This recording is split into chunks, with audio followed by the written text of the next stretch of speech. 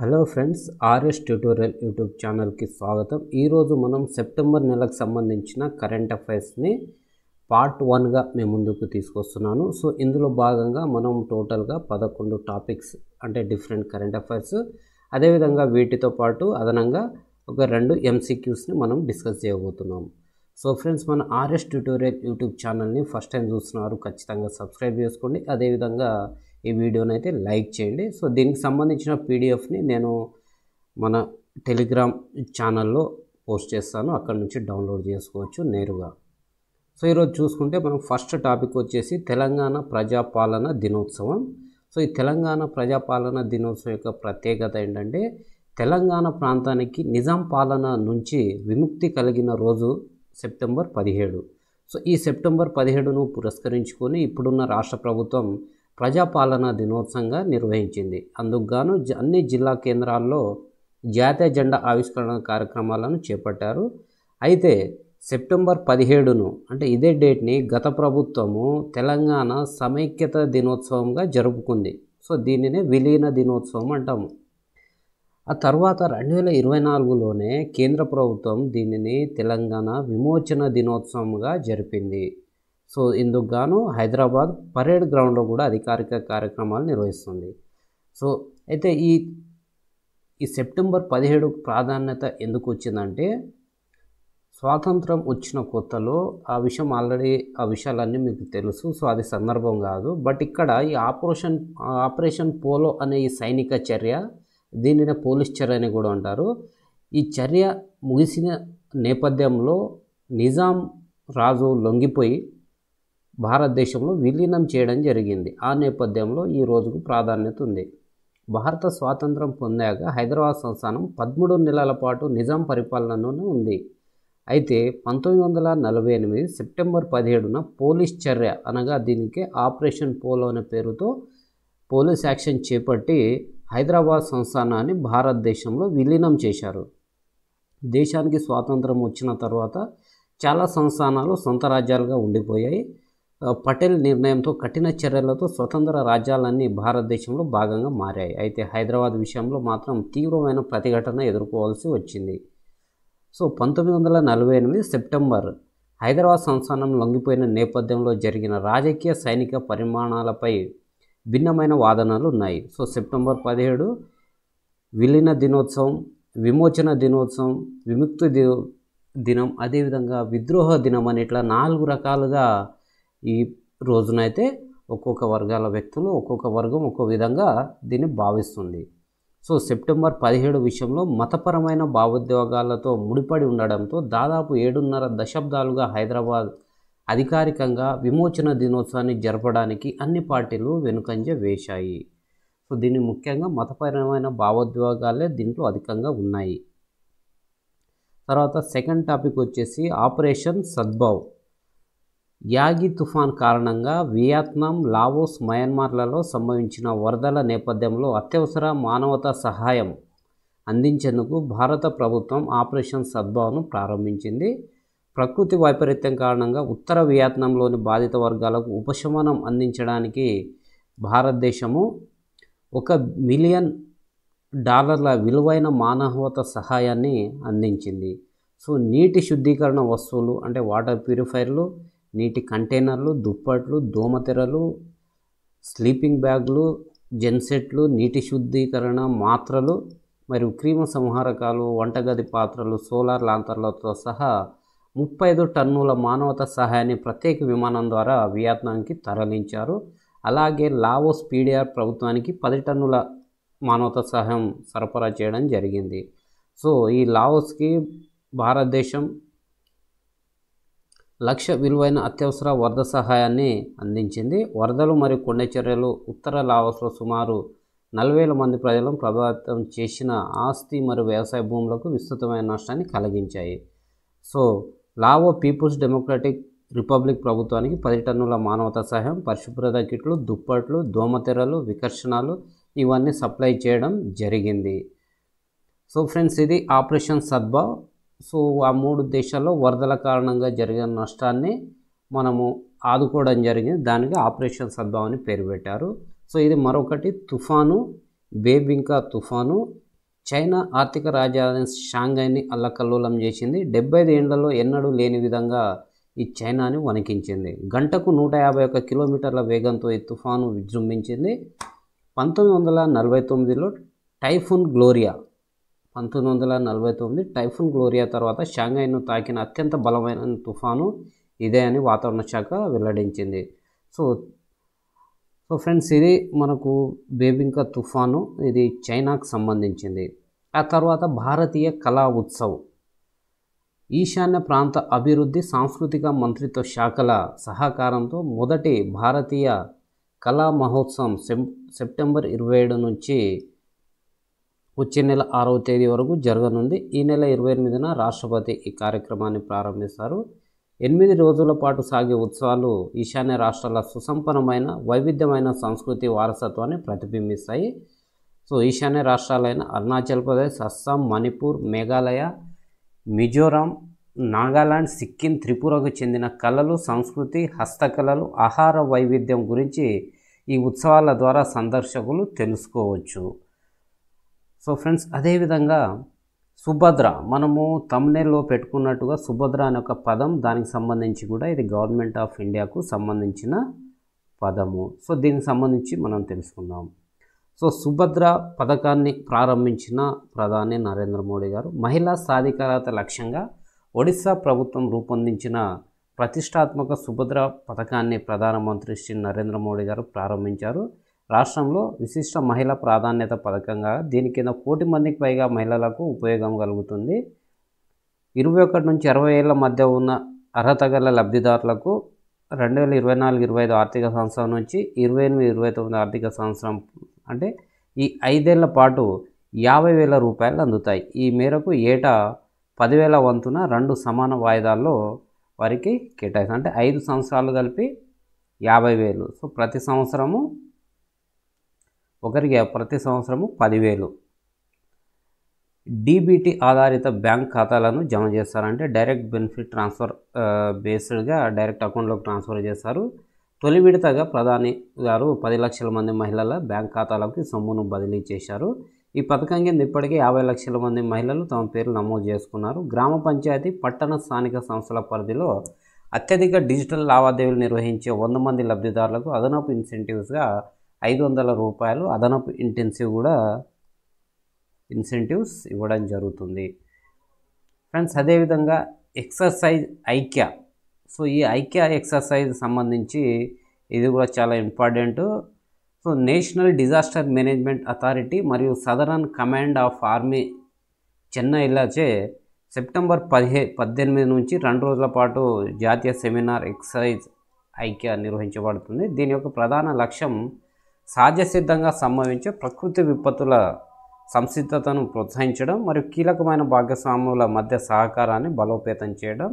ఈ సెమినార్లో సునామీ, కొండ చర్యలు విరిగిపడడం, వరదలు, కార్చిచ్చు, తుఫాను వంటి ప్రకృతి విపత్తులు, ఇటీవల సంభవించిన విపత్తులు సమీక్షించబడతాయి. ఇటువంటి క్లిష్ట పరిస్థితులను నిరోధించే పరిష్కార మార్గాల గురించి ఇందులో చర్చలు జరుగుతాయి. ఈ సెమినార్లో ప్రకృతిలో సంభవించే సహజ సిద్ధ విపత్తులను ముందుగానే అంచనా వేసేందుకు గాను దేశం నలుమూలల నుండి ప్రముఖులు, పర్యావరణవేత్తలు పాల్గొని పరస్పరంగా పరిష్కార మార్గాలు, సూచనలు, సలహాలు ఇవ్వడం జరుగుతుంది. సూచనలు, సలహాలు ఇవ్వడానికి సంబంధించి ఎక్సర్సైజ్ ఐక్య అనే ఒక సెమినార్ నిర్వహించబడింది. ఫ్రెండ్స్, అదేవిధంగా భారతదేశం మరియు రొమేనియాల మధ్య 75 సంవత్సరాల దౌత్య సంబంధాలకు గుర్తుగా పోస్టల్ స్టాంపులను, స్మారక స్టాంపులను విడుదల చేయడం జరిగింది. కేంద్ర మంత్రి జ్యోతిరాదిత్య సింధియా, భారతదేశంలోని రొమేనియా రాయబారి డానియెలా మరియానా కలిపి విదేశాంగ మంత్రి డాక్టర్ ఎస్ జయశంకర్ ఢిల్లీలో భారతదేశం, రొమేనియా సంయుక్త స్మారక స్టాంపులను విడుదల చేశారు. భారతదేశం, రొమేనియా మధ్య స్నేహపూర్వక సహకార సంబంధాలను ఈ స్టాంపులు తెలియజేశాయి. ఇరు దేశాల మధ్య దౌత్య సంబంధాలు ఏర్పడి 75 ఏళ్ళు పూర్తయిన సందర్భంగా విడుదల చేయడం జరిగింది. సో 1948లో దౌత్య సంబంధాలు ఏర్పడగా 1968లో రాయబార స్థాయికి ఈ దౌత్య సంబంధాలు అనేది పెరగడం జరిగింది. రొమేనియా 1955లో ఢిల్లీలో రాయబార కార్యాలయాన్ని ప్రారంభించగా భారతదేశం మాత్రం 1957లో రొమేనియాలోని బుకారెస్ట్లో రాయబార కార్యాలయాన్ని ప్రారంభించింది. ప్రస్తుతానికి రొమేనియా సుమారు 9,000 మంది నివసిస్తున్నారు ఈ రొమేనియాలో. Friends, one nation one election, one nation one election అనేది ఇప్పుడు చాలా గేమ్ చేంజింగ్గా మారుతుంది మన దేశంలో పొలిటికల్గా. ఈ నేపథ్యంలో మనకు ఎగ్జామ్ పాయింట్ ఆఫ్ ఇందులో ఏముంది ఇంపార్టెంట్ అనేది మనకు ముఖ్యం. కాబట్టి దీని గురించి కూడా మనము పూర్తి సమాచారాన్ని తెలుసుకుందాం. సో ఈ వన్ నేషన్ వన్ ఎలక్షన్ని జమిలీ ఎన్నికలని అంటాము. ఈ జమిలీ ఎన్నికలకు సంబంధించిన సమాచారం ఇప్పుడు చూద్దాం.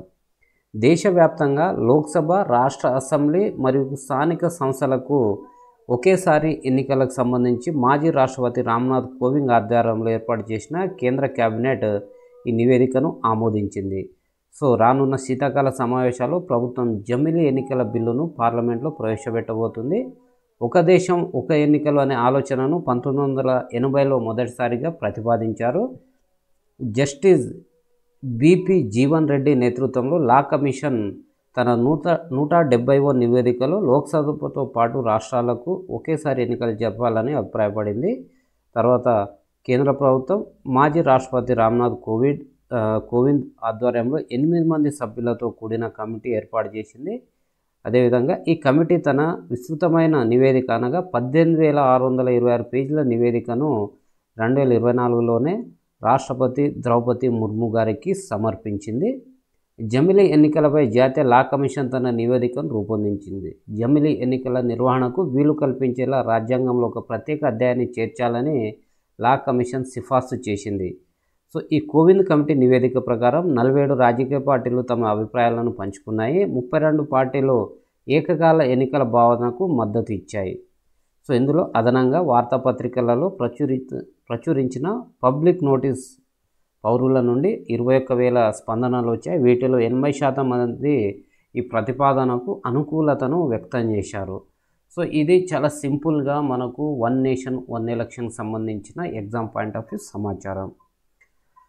సో ఫ్రెండ్స్, ఆ తర్వాత వణికిస్తున్న కొత్త corona variant EXE virus. So ఈ కరోనాలో ఏదో కొత్త వేరియంట్ అనొచ్చు, యూరప్ అంతా విస్తరించింది.